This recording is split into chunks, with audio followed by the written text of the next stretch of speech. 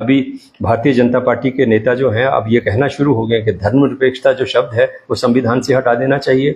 आपकी नीयत, आपकी सोच हमेशा से इस देश को बांटने की रही है, चाहे वो आज़ादी से पहले का समय था, चाहे आज़ादी के बाद का समय है।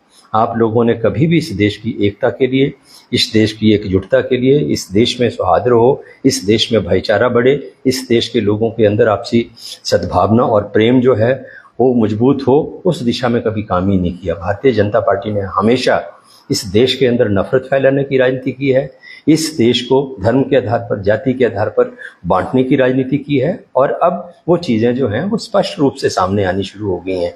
आरएसएस के एक नेता ने जिस तरीके से ये बयान दिया कि धर्मनिरपेक्षता शब्द जो है वो संविधान से हटा देना चाहिए, आज शिवराज सिंह चौहान जो हैं केंद्रीय कृषि मंत्री, उन्होंने भी ये बात कही है। तो अब आप पूरी तरह से इस अपनी जो अंदर की आपकी सोच है वो बाहर आ गई है।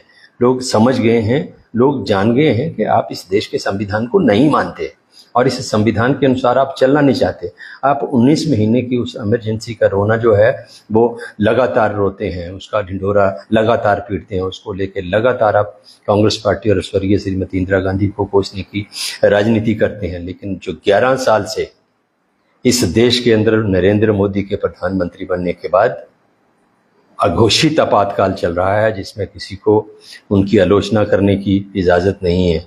आज जो देश का मीडिया है उसको आपने खरीद दिया है। आज आपके खिलाफ कोई आवाज़ उठाता है उसको आप ईडी का इस्तेमाल करके, सीबीआई का इस्तेमाल करके, दूसरी जो संवैधानिक संस्थाएं हैं उनका इस्तेमाल करके उनका मुंह बंद करने की राजनीति आप कर रहे हैं।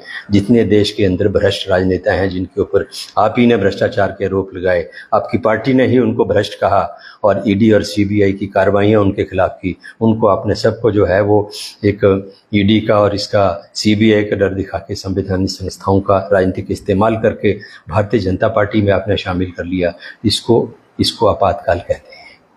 आज किसी को प्रधानमंत्री के खिलाफ, देश की सरकार के खिलाफ मुद्दों के ऊपर आवाज़ उठाने की इजाज़त नहीं है। नेता प्रतिपक्ष अगर लोकसभा के अंदर, संसद के अंदर सरकार की नीतियों के खिलाफ बोलते हैं, उनका माइक बंद कर दिया जाता है और उनके खिलाफ दुनिया भर के मुकदमे जो हैं देश की अलग अलग जगहों के ऊपर भारतीय जनता पार्टी के नेताओं ने दर्ज कराए हैं।